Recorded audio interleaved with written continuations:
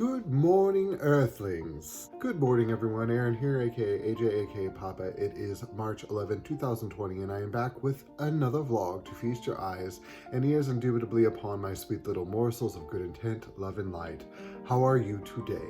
I am doing pretty good. I woke up very well rested this morning and ready to take on the day, which is very encouraging because the past few days I've not felt so much like getting up early and doing vlogs and taking care of business the way that I normally do. So today I feel like I'm back on track, and that makes me feel great. Today I am working an 8-hour shift at the bookstore, and so I am gonna get the vlog done, gonna pack a nice, healthy, nutritious lunch, and I'm going to just take on the day with a new resolve and a new positive attitude about things and about life. And then after I'm finished with working at the bookstore, I'm going to deliver for the evening. So it's gonna be a nice long day, but it's gonna be lucrative and successful and full of things moving in the right direction. So that is a positive thing indeed. In the way of updates today, I'm not going to probably have a ton to update because I've kind of kept you guys posted on things. I haven't really done yoga, and I haven't done a lot of reading.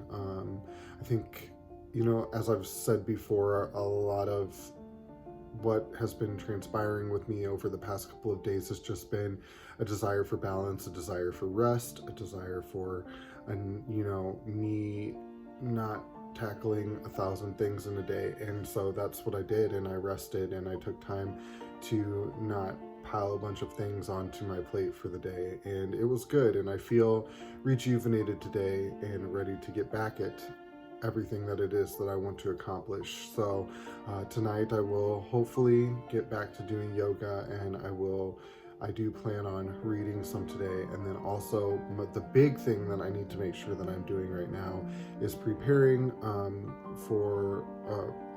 preparing the music for the movie that I've been asked to work on. So I will be working on that today in the evening after I get done with delivering. And while I'm out on the road delivering, I'll be doing a lot of research on the song that they're wanting me to do a cover of. So it's not a very well-known song, and I was aware of the band, but not of the song. And so it's going to take me a little time to kind of assimilate it into my person. Other than that, it's business as usual, and things are going well, other than the fact that Zachary woke up ill this morning. So hopefully it's something that will pass quickly. I know he's had tons of illness in his family, and we were around them over last week. So hopefully his grandmother not his great-grandmother, his great-grandmother was in the hospital with a blood clot in her leg, and now his grandmother has pneumonia and the flu. So we're hoping he didn't catch the flu from his grandmother, but only time will tell. In the meantime, we are going to keep plugging along. All right, so that's pretty much all that I have to update you on for now. But yeah, we're back, guys. We're here. Let's get down to Zen Quote of the Day, shall we? Zen Quote of the Day comes from Dale Carnegie, who is the author of How to Win Friends and Influence People. As you know, I've been reading through this, and lots of really cool, insightful quotes in there. Also, most of everything that is being kind of given to you as tools for how to win friends and influence people are really basic ideas. And so it really is a helpful book if you just need a baseline for how to just become, generally speaking, more pleasing to people, and how to get them to, think you're a more interesting, more approachable person. And even though the concepts are really simple, I've found a few of them to be extremely helpful to me. So I got the quote from there, and the quote goes like this: "Criticisms are like homing pigeons. They always return home." Now, this quote I found particularly interesting just because I just liked the imagery of the concept of a homing pigeon. You send them out with your criticisms, and they return home with criticisms in return. And this is commonplace with people. And I think that if you look into human psychology, you would find its own version of this quote as well. Mostly because, generally speaking, when you criticize a person, they are inclined to do one of two things, or maybe both. First, they are inclined to defend themselves or defend their actions or defend whatever it is that you're criticizing. And then secondly, they are likely to criticize you in return. And the dialogue is pretty common. You criticize something and they go, oh, well, I only did that because of this, or I can only do what I know how to do. And what about you? What about this thing that you do all the time? And this is super, super common, and a lot of it has to do with how you approach a person when you are offering even constructive criticism.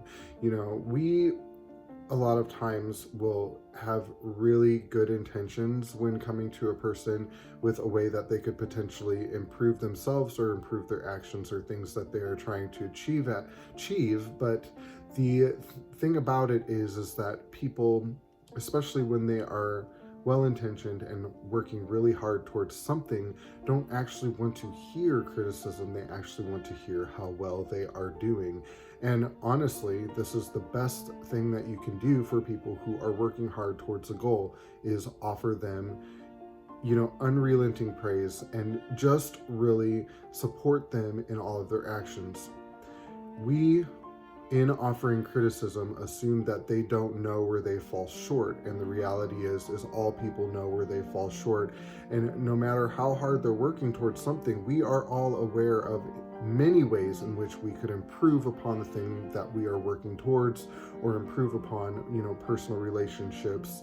We all are aware of where we fall short, and so it really doesn't help anything to try to criticize a person, and it really doesn't help, generally speaking, to even offer constructive criticism, because people are prone to defending themselves and then in return kind of like digging down and becoming more resolute about the negative behaviors in which they are exhibiting. So one way that you can kind of approach a person who has things that they still need to work on is not to say, oh, well, you do realize that you need to fix this, don't you? Or you need to fix this. This is a gaping hole in what it is that you're trying to accomplish. And instead of saying that, just ask them if they are aware that the situation is a thing, and just say, oh, hey, have you thought about the fact that maybe this could be problematic in the future? Invariably, they're going to say, yes, I have thought about that. Thank you for being concerned with my well-being on this project or on this, life path. Another way that you can kind of approach that situation with people is just to say, in my experience, when I was going through the same thing, these were my pitfalls. This is where I had to ask for help. My goodness, what a challenge. I'm so excited to see how you overcome such challenges. And people will say, oh my gosh, yeah, I struggle with the same thing. It's really, really cool that, you are being supportive of such a challenge in my arena. And the cool thing about addressing it in that way is a lot of times they will say, how did you overcome that? And then you have opened up an opportunity to give well-meaning advice where it is their idea, as opposed to you kind of pushing advice or pushing criticism or helpful hints onto them. At least they have asked for them at that point in time. It's important to remember that human relationships are very delicate and they can be very complicated at times. And if you will just make a habit of stopping and thinking for a little bit before you approach a person with any sort of like helpful hints or any sort of constructive criticism, think long and hard about it. Think about how you would feel if someone were bringing that to your attention. How would you feel about it? And then maybe think of a way to bring it to their attention without pointing out a flaw or a deficit on their behalf. Maybe figure out a way to phrase it in a way that brings out your flaws and deficits, and thereby making yourself vulnerable in a situation where you could have even well-meaningly come off as sounding superior to a person, because we never want to do that. We never want to come off as feeling superior to a person who is struggling with something or trying to achieve something and are in the very beginning stages of trying to get there. At the end of the day, guys, it's really all about supporting one another.